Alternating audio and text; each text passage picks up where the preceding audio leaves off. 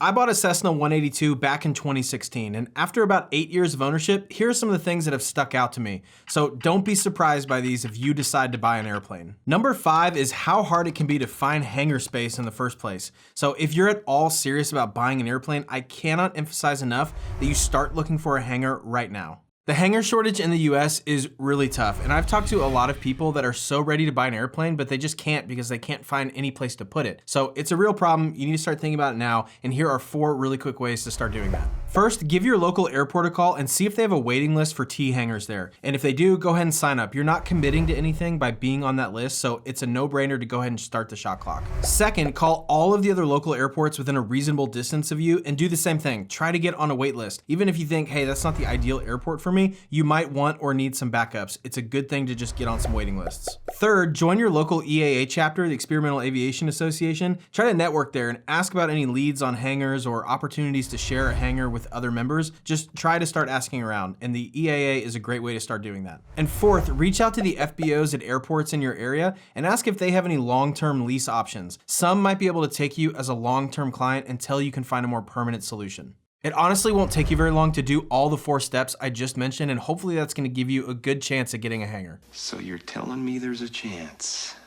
Yeah! The number 4 thing to not be surprised by is how expensive, otherwise random parts can sometimes be. Now, I already expected this in airplane ownership, but it's different to expect it and then experience it in real life. Perfect example, I changed out the fairings on my airplane where the struts meet the fuselage, and a set of 4 strut fairings plus a brake fairing, get this, it was almost $1,000. It was about $970 plus labor. And not everything is that expensive, but some parts just really have a sticker shock to them sometimes, especially if you're flying airplanes that are in the certified category. Now, the experimental category can be cheaper in this regard, but certified versus experimental, it's a topic for another video. I know I'm gonna get some comments about it because it can be cheaper in the experimental realm. Now, I expected aviation to be expensive, but it feels better when you spend a lot of money on like fuel because you're like, okay, cool. I just got to fly a lot and maybe we went to Idaho and back. And yeah, that makes sense that would be expensive. It's uniquely frustrating when it's like the smallest part or, you know, the flimsiest part. You're like, that costs what?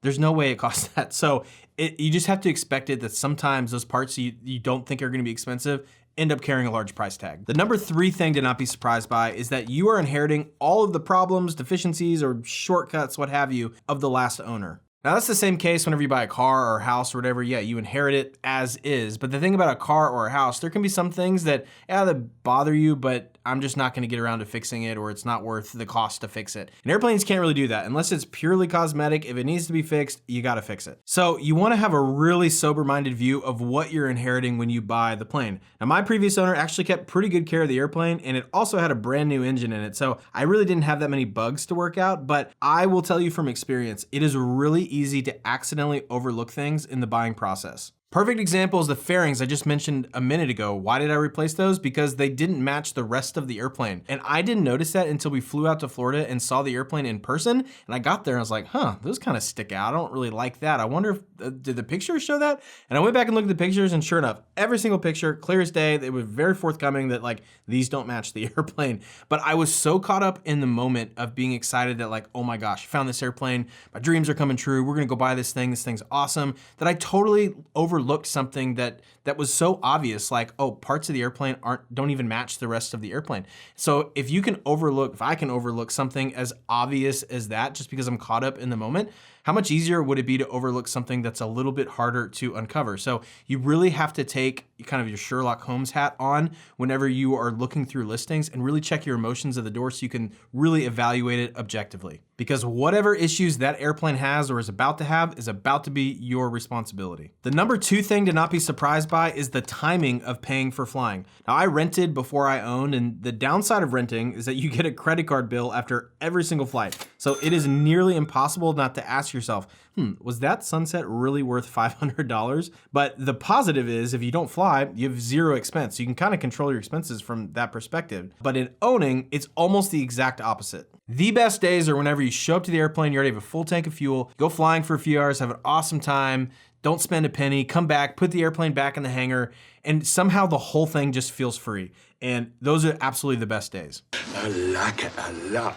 The downside is that you're paying significant bills when you aren't even using the airplane. So let's say the weather sucked for a couple weeks and then you're sick and then the airplane went in for annual and so you don't fly for a while, but you're still racking up hangar costs, maintenance costs, other expenses, and you have no flying to show for it. And that can honestly be kind of discouraging at first. That really stuck out to me when I started owning, that my expenses, instead of kind of being renting, was, hey, you know, about this many hours per month and it was steady. My expenses for owning were way more of a roller coaster because you have an annual 1 month, but then you don't have that again for a year. And then you have insurance once a year, and then you don't have that again for another year. And so it's up and down, up and down. But the way that I have kind of encouraged myself through those ups and downs of the finances of aviation is to come up with two really, really simple rules for me to live by. As long as I'm following those two rules, I try not to get too hung up on the roller coaster of the finances of aviation. Rule number one is to live within your means. Spend less than you make. That way, if you make a little or you make a lot, you'll never be upside down financially. You'll never go bankrupt. I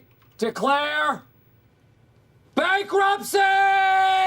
And rule number two is to intentionally decide where your surplus time, energy, effort, resources, etc. will be dedicated based on what's important in your life. Basically, come up with a plan on how you're gonna spend your time, your money, your efforts, your resources, and why you're gonna do it that way. Now, everyone's gonna have a different take on number two. I'll put it this way. I think some people will never get guac at Chipotle because it's $2 extra. They think, what is that gonna be worth in the stock market in 50 years or whatever? For me, and that's not necessarily a bad way to live your life. For me, I'd rather have the guac. Now, that's not to say I don't want to invest money. I still want to do that and think through the future, but I don't want to do that necessarily for the sake of not having guacamole because I really like guac on my bowl or whatever. And I think it can be similar with flying. Some people will never want to spend money on flying because they have other priorities or other places they want to dedicate that. For me, that is a place that here and now in this life, I want to experience. There is intentionality of spending money on aviation. Me and my wife, we want to spend money on aviation. Not all of our money, but it's okay for us to spend a portion of it there. As long as you're not breaking rule number one, which is to live within your means, then we have a green light to spend money on aviation. A quick stat you might find interesting, I started tracking this a little while ago, and for every 1 minute of Airplane Academy YouTube videos, it takes about 1 to 2 hours or more to actually create that 1 minute of content between the planning, the filming, the editing, etc. So an average 8-minute video could very easily take 10 to 15 hours or more just to make it in the first place. But if you are finding this content helpful, maybe you've been watching for a while, would you mind either just liking this video if you found it helpful or consider subscribing to the channel? There's so much work that goes on behind the scenes to produce this content. Your like or subscribe or comment is the best way to give me a virtual fist bump or high five, and I'm really, really grateful for it. And the number one thing that has surprised me in airplane ownership is how much I actually fly alone. I thought for sure all my friends would want to come on any trip and the airplane would always be loaded up. And yes, that has happened, but like 5% of the time, maybe. But the 182 has still been the perfect airplane for me because it can do a little bit of everything. And it's also not overkill when I'm just by myself, which is the vast majority of the time. So it's been a really good airplane that fits my mission. And that brings up a super important point of airplane ownership, and that's to buy an airplane that's a really good fit for your average mission. And in the video on the screen, I'm gonna give you the 6 questions to ask that will help identify the perfect airplane for you. So I will see you in that video.